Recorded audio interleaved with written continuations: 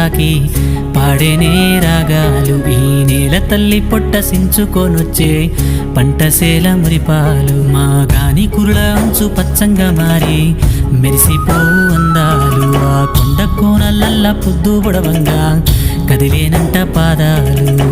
ఉన్న ఊరిని కన్నవారిని ఇడిసి పెట్టాడన్నా, కంటి పాపకను రెప్పవాలకుండా కాపుగాస్తాడన్నా. ఏ దిక్కుల్లోనూ ఉన్న గుండెల్లో దాగున్న మమకారమంతా మట్టిపైనే. రైతన్నా రాజు నీవేనన్నా, నీ చెమట సుక్కల బతుకే బుక్కెడు మెతుకులన్నా. ఓ రైతన్నా